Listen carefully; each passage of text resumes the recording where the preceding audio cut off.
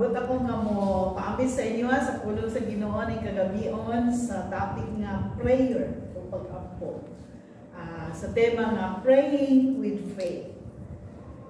Kita kini sa Matthew chapter 21 verse 22 usa na ka bersikulo. And whatever you ask in prayer, you will receive it if you have faith. Sa ESV na version. Unsa ang pag-ampo? What is prayer? How to practice prayer with faith. Does God answer all our prayers? How consistent we are in our prayer life? Mapangutanan ni siya, no? We will discuss and answer these questions in our topic tonight. Una sa tanan, looking back ini nga bersikulo sa Matthew, ini nga chapter, si Ginoong Jesucristo was in Bethany with his disciples. Kauban niya yung mga disipulo. Sa kabuntag niya na, backward sa verse, no? Naglakaw si Jesus, nagbutong siya. Kita siya sa fig tree, no? Puro man dahon. So, yakining gitong i-curse. Then what happened? Immediately, it withered. Murag nalayagid siya. Kung nakita kini sa mga disciples, and they were marveled. Wow, naana lang kadali, no? So they were marveled. Jesus emphasized na kung kamo mutuo mo, di mo magduha-duha, mahimo sab ninyo kini. You can remove the mountain and cast it to the sea. Now, let's go back to our question. What is prayer? Unsa man ang pag-ampo? Ang pag-ampo is a way to communicate with God, express our feelings, and ask for help. It's a central part sa ato Christian life, no? In this text, there are 3 key points that I'd like you to see. Makita pa na ninyo in prayer nga ato pong katunan. First, sa gisulti din na, ask. Ikaduha, faith and receive. So, first, ask. Jesus told us to ask. Pangayo. Bisag unsa. What does it mean? He told his disciples, whatever you ask in prayer, ask God. Pangayo niya in prayer, in accordance to His will, that glorifies God.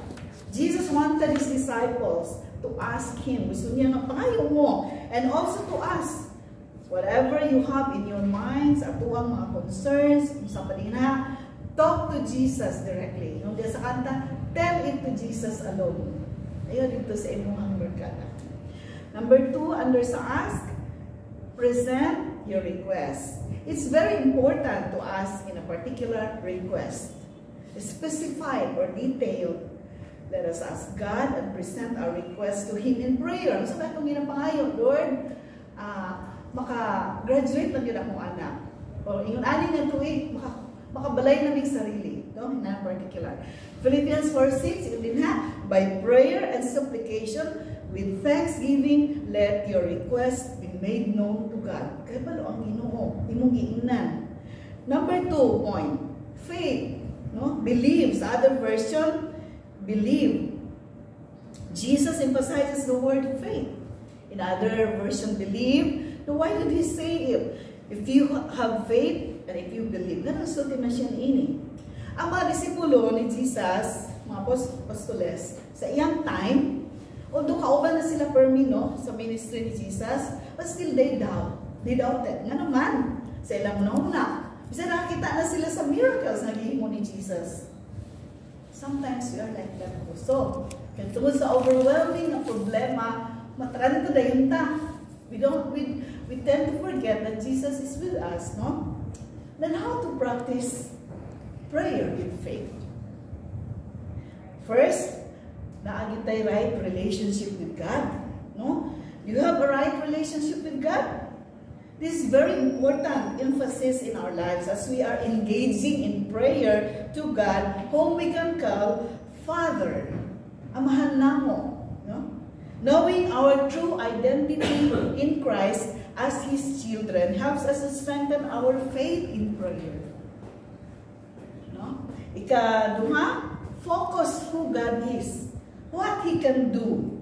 He is all-powerful, almighty, and all-knowing. Do we sometimes limit our prayer requests? This is the Lord telling us, Lord Jesus telling us, whatever we ask in prayer, putting our full confidence to Him alone. Katulo, be persistent in prayer and keep on trusting. Faith in our hearts, trusting and believing that God is God. He is God in our prayers. With fervent prayers, crying out to Him, pouring out all our heartaches and cares, believing that He carry us through. Nakasulay na ba mo mag-ampo ng hilak? Kaya wala ka lagi kayo masulti. Hilak na lang ka. That's a form of prayer. Naana siya sa Salmo, no?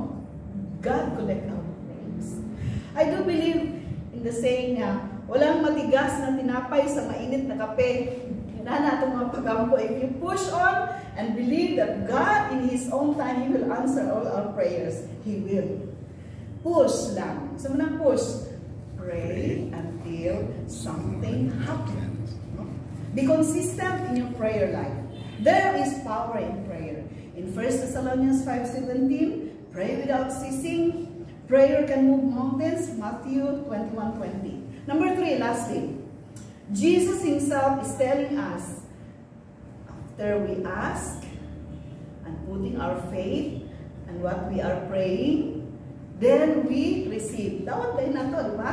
We are assured that whatever we ask in prayer, we will receive. Madawat na to. Tuumanta. Do we have prayer requests that until now we did not receive yet? Naapa ba tayo mga pag-ampo? Nga pa nato na dawat karon? Mga igsuon, I would like to encourage all of us. God is an answering God. Amen. He answers all our prayers. He hears us when we call and ask Him in prayers. The answers are yes, no, and wait. Yet, it is all answers. Yes, if it is His will to give it to you. No, when He wanted you to protect. And wait, when it is not yet the right time for you to receive. All of these are God's answers to our prayers. We receive His answers in so many ways that is beyond our expectations. And lastly, conclusion nato, I would like to end this message sharing to you how God answers prayers. I got permission from my husband to share this to you. When I met him, he did not have a true relationship with God. Although he believed Jesus, the Lord Jesus. He is a police officer and he has vices. Many times I cried out to God. Night and day, no? Begging and praying to Jesus to intervene to my husband's lifestyle that is not pleasing to him. Whenever I was tempted to give up our marriage because of, for me, unfair man ni Lord, or dili mo ko karapat dapat, but I go back dito sa cross. What did Jesus done in the cross? He died for my husband. He loves him, same as me. So, wala lang, padayon lang ko. So, ang akong gibuhat, madagabi, I laid my hands to my husband sa iyang ulo. Bug na siya. He's drunk. I really cried. Lord, please, please.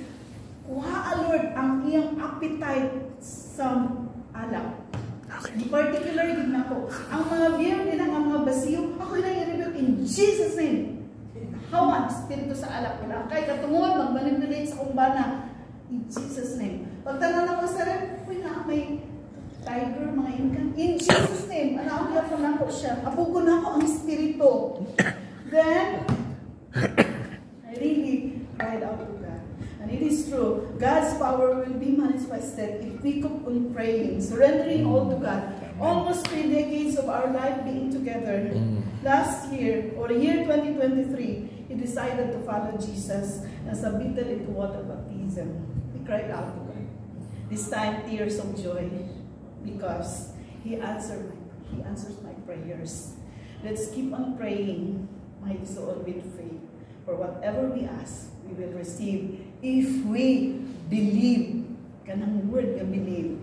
Our constant communication with God will help us drawing near to Him every moment of our life. A prayerful life is a powerful life. Amen. Amen. Amen.